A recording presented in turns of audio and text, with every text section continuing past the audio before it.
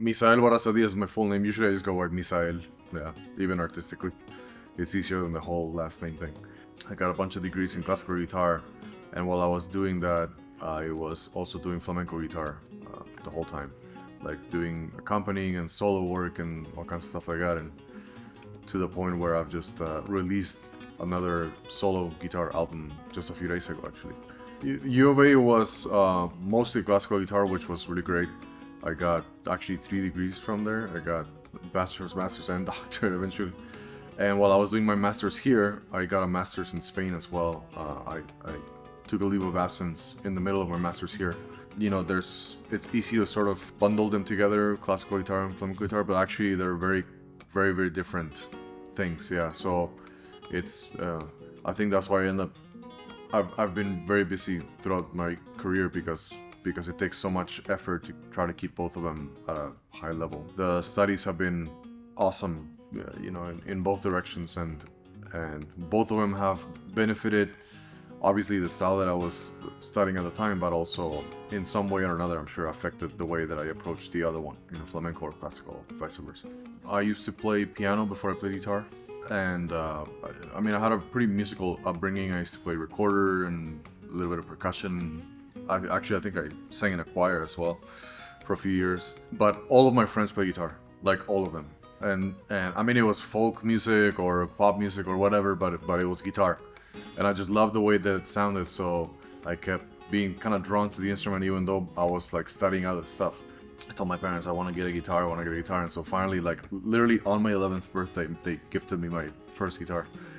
And I kind of didn't look back since. I fell in love with it right away, and there wasn't really like a single performance that inspired me or anything like that. It was mostly just that I was kind of surrounded by the instrument, and I kept hearing it here and there, and I loved the sound of it. And when I finally picked it up, there was a very natural relationship, like physical relationship with the instrument. I could kind of play it, and also I was obviously very intrigued by the sounds and all of that stuff. So it got to the point where before I knew it, I was like 100% committed to it and ready to spend my life, you know, banging my head against it, for better or for worse. People ask me how did I get into flamenco? Like, what was this specific thing that got me? And I have no idea. I still don't remember like one particular moment where I said, oh, now I'm gonna do it. You know, like it's just little by little I started listening and I started trying to imitate. And at that time I was learning a lot of stuff by ear, so I was just like, okay, let's put it on and let's try to imitate and figure out what's happening there. And before I knew it, I was playing a little bit of the repertoire and whatnot. So yeah, it was a very seamless transition every time. So it's hard for me to answer that question. If you go to like the typical super traditional flamenco approach to playing for dancers, you're like almost always following, right? You're almost always either following the dancer, following the singer, or a combination of both. It's I mean, nowadays you can do pretty elevated stuff where you set things and everything's a choreography, and so everybody's just like hitting their marks, and you're still following each other, but now there's more of a back and forth. Whereas if you go back to like tradition, you know, typically the guitarist will be mostly accompanying, which is a very, very important skill to develop, especially in flamenco music. It's like, you know, it'd be really hard to become a really good soloist if you don't really know how to accompany or how to do that supporting role, because everything came out of that in many ways. In other productions like the one we're doing here now with Ballet Tucson, which I'm really excited about, it's a little bit different because they're choreographing to compositions of mine that are already sort of worked out, right? I have to do my best to do like the version of the composition that I made so that everybody can relate to that, because that's what we've been sort of working on, right? So in that case, you know, things like improvisation and things like that get sort of sidelined a little bit for reliability and just making sure you play it hopefully as close as possible to the original and the version that everybody's been sort of relating to.